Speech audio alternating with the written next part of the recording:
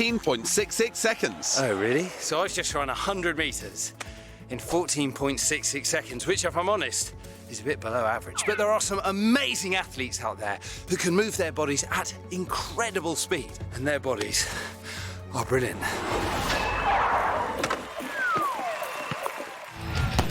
Meet Britain's fastest 12-year-old, Lily.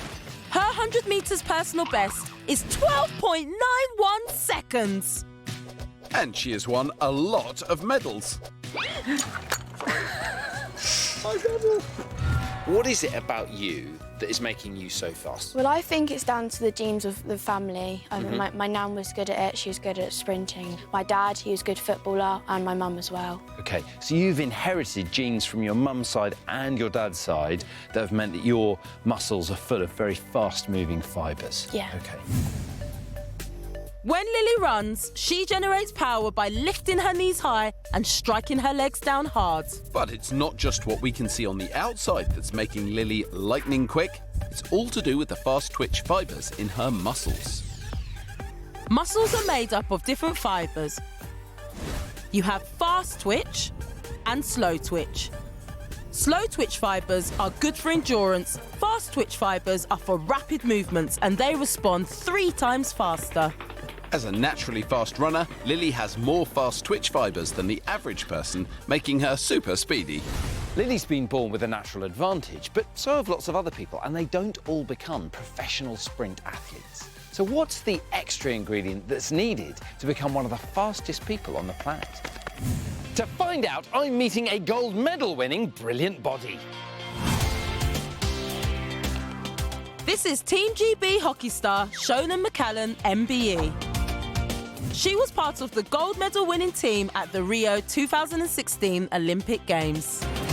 Like Lily, Shona's got lots of fast twitch muscle fibres making her fast, but there's more to her speed skills than that. What is it that sets you apart, that's taking you to that level where you can win an Olympic gold medal? Obviously, you need to have raw talent, but what takes you to the next level is the mental side of it, the determination to be the best hockey player that you can be. Can you show me a few skills? I'll try. It's a stick, turn around and run back. We're going to do that 3 times. See who wins. Ready, steady, go! I must win this. I must win this. I'm not going to win this, am I? How did I get so far behind in such a short space of time? Starting to see why you have an Olympic gold medal and I don't.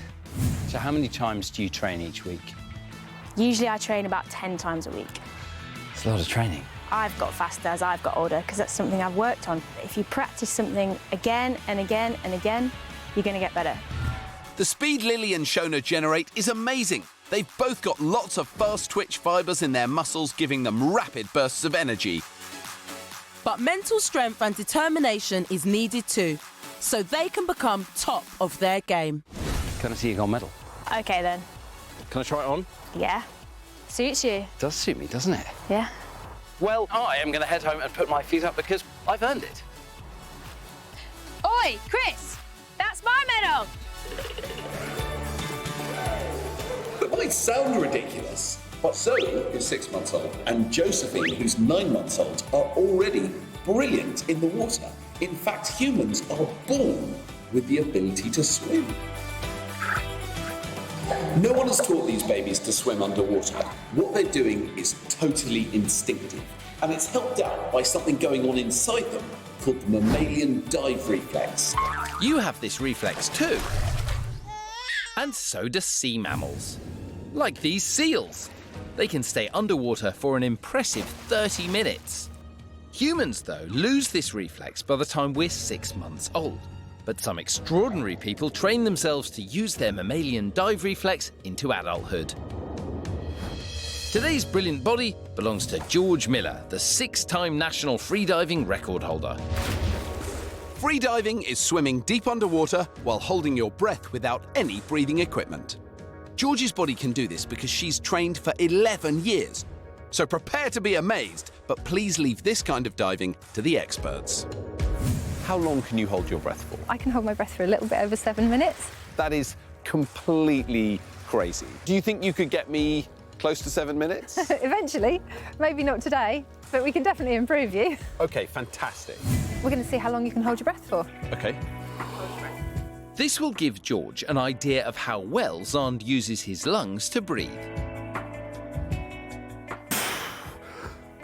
You did 1 minute 27, which is amazing for the first time. Impressive, Xand. I'm quite pleased with myself about that. I think we can do better. Really? Yes. Freedivers learn how to use something that we call a 3-part breath, or diaphragmatic breath. So if you put one hand on your tummy and one hand on your chest, the first part of the breath comes from the belly, and then the chest, and then just let it all fall out. So hold your breath. The trick is to use your diaphragm, the muscle under the lungs, to take in as much air as possible before you hold your breath.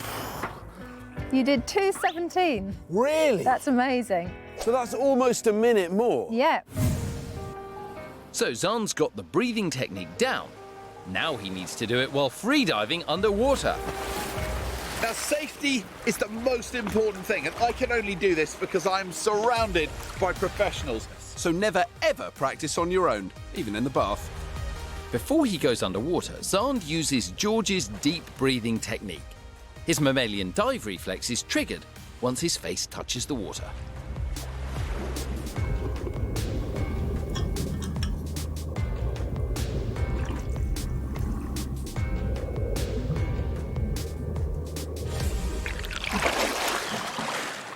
Lovely. How long was I under for? You were down there for 30 seconds. But for that 30 seconds, I was like a seal. Xand held his breath longer on land because when swimming in water, his muscles needed oxygen. But practice makes perfect. Okay, here we go.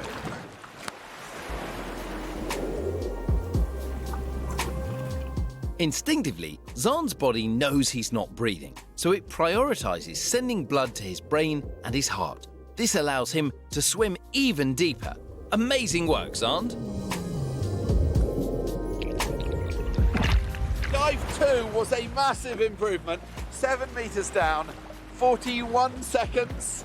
The most amazing thing about today is that what George has been able to show me is that my body is capable of doing things that I had no idea it could. And that's all thanks to the mammalian diving reflex.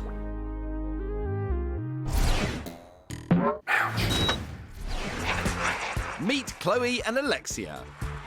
They star in CBBC's Ice Stars. They can spin on the ice at incredible speeds without getting dizzy and falling over. You want to have a go at spinning, Xand? I thought you'd never ask. Hang on, I'm going to come to the side of you, okay? Bend. Okay, so bend. And then Yeah. kind of rotate yourself and then pull in.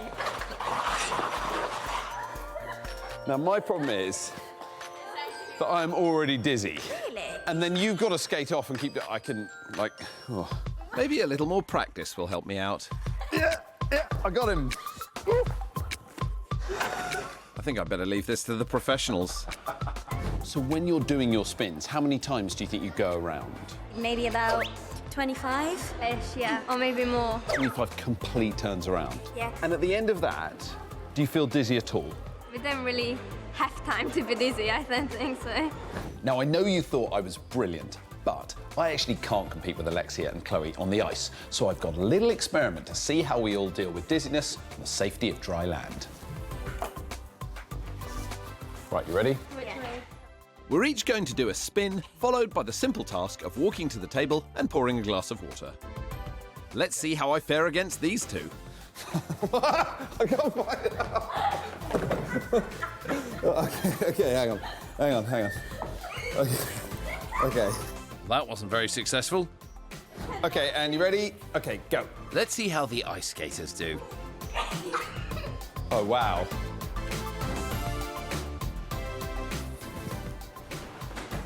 Oh, wow. What, nothing?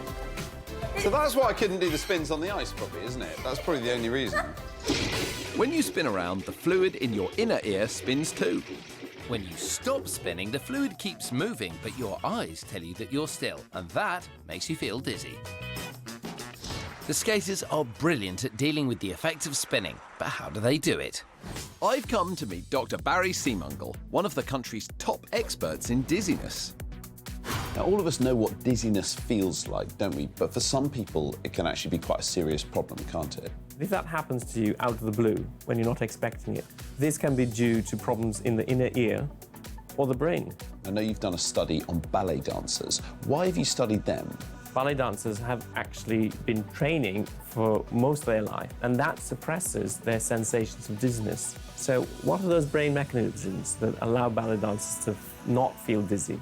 If we can understand that, we can use that to treat patients. This is Dr. Barry's Dizzy Lab. The most important part of it is this, a special chair that allows Dr. Barry to see how different people deal with dizziness. He's going to run some tests on me and the ice stars to see how differently our bodies cope. This experiment will be conducted in the dark, so I can't see when I'm turning. After just under a minute in the chair, something very strange happens. I feel completely still. It's really interesting. Like I would absolutely promise you that I'm not moving. Yeah, and that's because the fluid in the canals in the inner ear are now moving together with your skull. And what we're going to do, we're going to stop the chair. Whoa! It just feels like I'm definitely moving in the opposite direction. The fluid in my inner ears is still spinning, and you can see from my eyes flicking that my brain still thinks I'm moving. Now it's the girls' turn. Let's see if when the chair stops, they still think they're moving. Do you feel you're moving? No. Not moving at all? No. Well Xand. Okay, do you feel that you're spinning? No. You don't? No. Not at all? No. I've never seen anyone with zero response. She just isn't getting dizzy at all. At all. When the chair stopped, you were feeling as if you were turning for more than half a minute. These guys were right. They felt no sensation of self-motion because their brains are better than yours in suppressing dizziness. All right, don't get too smug. Thank you, Alexia and Chloe.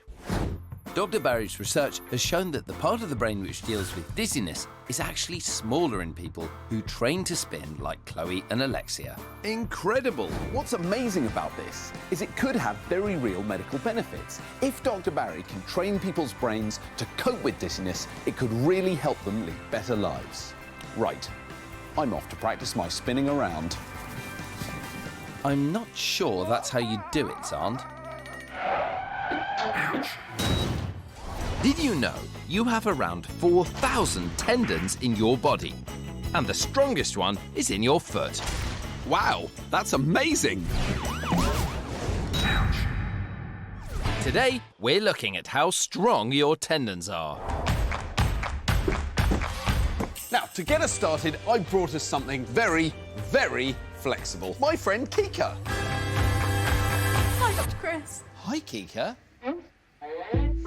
Now, you should never try to fold yourself into a box. Kika does this all the time. She's a professional contortionist and a world champion gymnast, which means she has an extremely flexible body, as you can see. Some people are more flexible than others. Pretty much got it. It's just that I didn't really warm up properly. OK, Xand. As you can see, Kika's back is super bendy.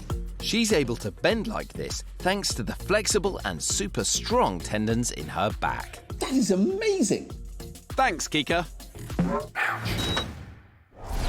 Doing exercise like this is a great way of strengthening your muscles and your bones. But there are some extraordinary athletes who've become phenomenally strong without lifting any weights at all. They just use their own bodies.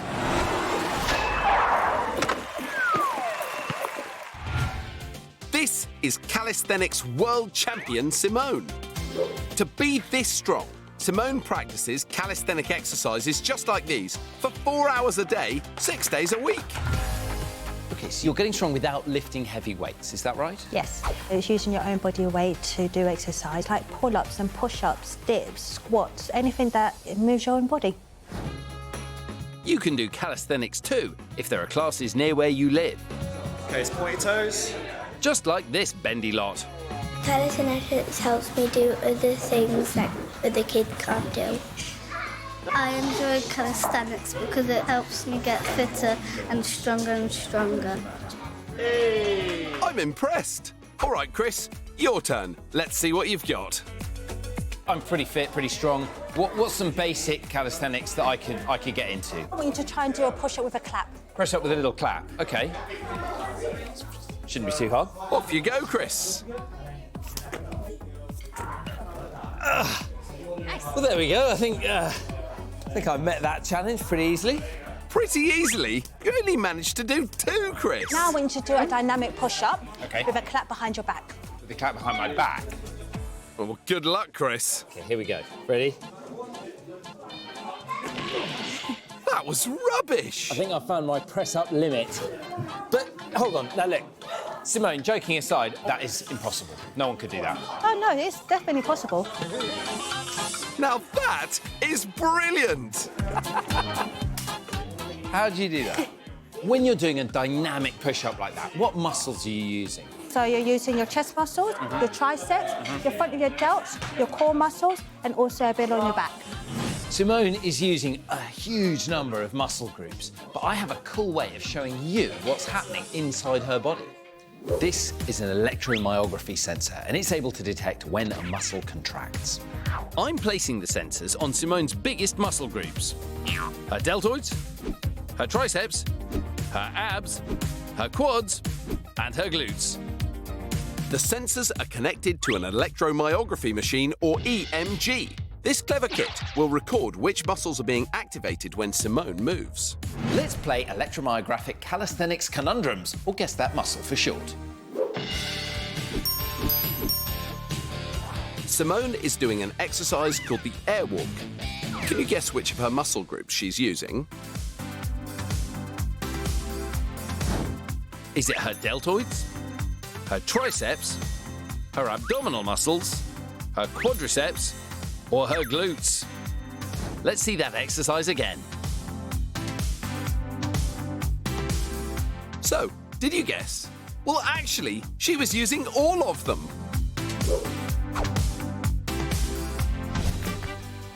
Simone's strength and agility is so great that at times it seems almost like she's defying gravity. But in fact, of course, it's the result of years of dedication and training. That is one brilliant body. Ouch. Rio has a prosthetic leg and he's mad about sports.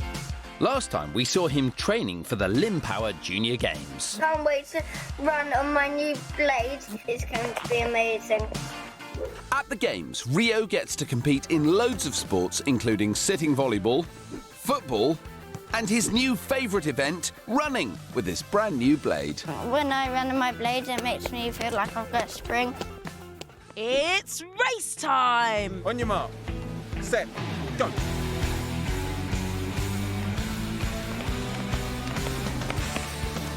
Good job, Rio. The race was very good. I've had loads of fun meeting new people and doing lots of activities. Thanks for watching my story. Bye. Thanks, Rio. We've got bendy fingers and we can stick our shoulder blade out. What's the diagnosis, Doc? Sounds like a case of we've got bendy fingers and I can stick my shoulder blade out. Itis. Easy for you to say. So, William, can you open up the eyelid on the ouch cam? OK, now let's have a look. So that's amazing. Both Callum and William have got what we call hypermobile joints, meaning they've got a bigger range of motion than most other people do. So, William, can we have a look at your shoulder blades? Oh, wow. So put it back and then pop him out again. So can you do the same thing, Callum? Yes. Have you got any questions about that for me? Why can we do it? The reason that you can do it is probably because you've got very stretchy collagen. And collagen is the molecule that holds your whole body together. It's your body's equivalent, really, of elastic bands. So some people are held together by, if you like, very strong elastic bands, and then you guys are held together by much more stretchy elastic bands. Does that make sense? Yeah. William, Callum, thanks very much for bringing your amazing bodies to the Ouchmobile. It was great, thanks. I didn't know we had a table tennis hall in the cupboard of everything. Of course we do, but I'm thinking of having it repainted. I'm going to test how fast Chris's reactions are by firing ping pong balls at him. We'll time his reactions using a super slow-mo camera. Here we go!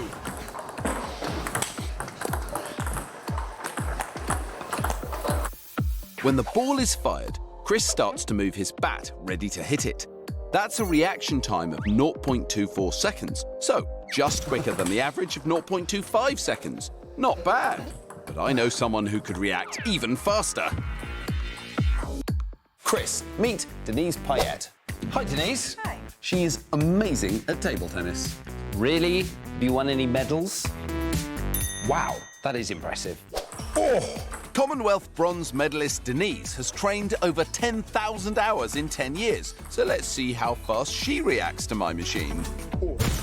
When the ball is fired, Denise moves her bat to hit it. She reacted in just 0.04 seconds. That's 6 times quicker than Chris.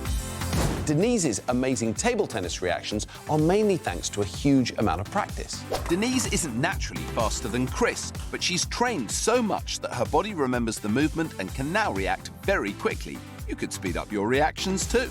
Really? So do you think that if I put in a bit of practice, I could maybe get to a similar level? I think you've left it a little late, Chris. Well, it's not like you're in a better position than me. I could handle anything you can throw at me. Oh, really? Well, how about this?